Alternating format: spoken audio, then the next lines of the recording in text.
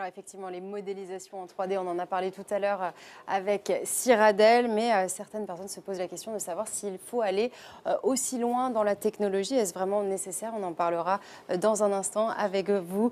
Sename Agbojidou, pardon, excusez-moi, j'ai écorché votre nom, Agbojidou. Voilà. Merci d'être avec nous, c'est réellement un plaisir. Je voudrais d'abord vous interroger sur le fait que nous venons de changer de dénomination. On vient d'appeler ce forum finalement Linkin Cities, ça vous évoque quoi?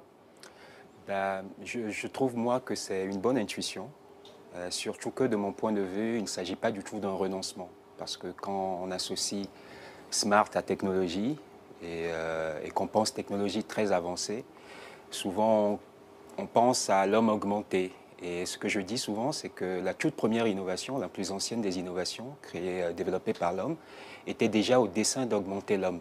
Mais il ne s'agissait pas de mettre des capteurs dans le corps de l'homme ou de lui faire une prothèse mécanique. Il s'agissait de l'augmenter avec de l'homme. Et donc le groupe, la structure sociale, le lien, ont tous les aspects d'une technologie, de la complexité, etc. Et d'ailleurs, la structure sociale a longtemps été le modèle de la technologie.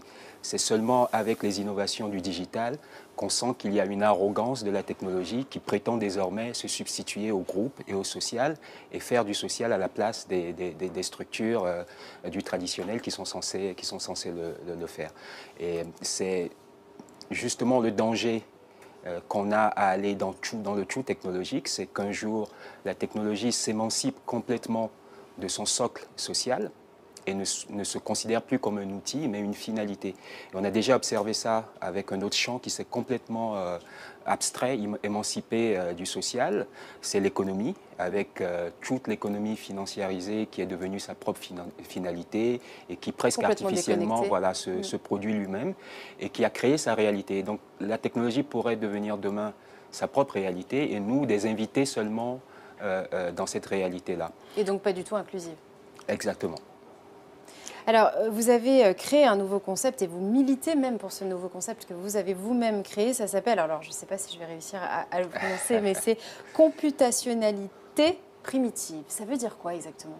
Alors, ce que je veux dire tout simplement par là, c'est que les deux perturbations dont je viens de parler, la perturbation dans le social, dans le socio-économique avec le capitalisme, et la perturbation qu'il pourrait avoir dans le technologique avec de la technologie émancipée de son socle, a un troisième écho qui est la perturbation dans les systèmes naturels qui produit les virus.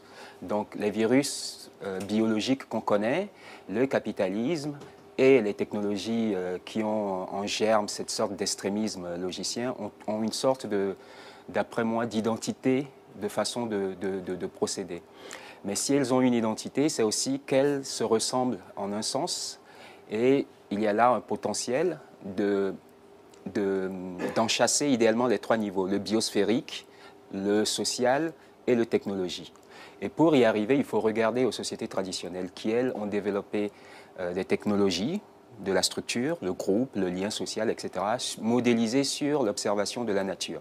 Et si on arrive à en tirer des leçons qu'on applique aussi aux technologiques, on pourrait imaginer qu'il y a une troisième couche technologique qui donc est intriquée avec les deux autres couches, le social, verrouillé dans du naturel, mais sur la base de computationnalités qui ne sont pas du tout technologiques, mais prises dans cette relation très intime que les sociétés traditionnelles ont réussi à créer entre leur structure sociale et le reste du vivant ou la totalité. Sename Agbojidou, merci beaucoup d'avoir été notre invité sur ce plateau. Merci à vous.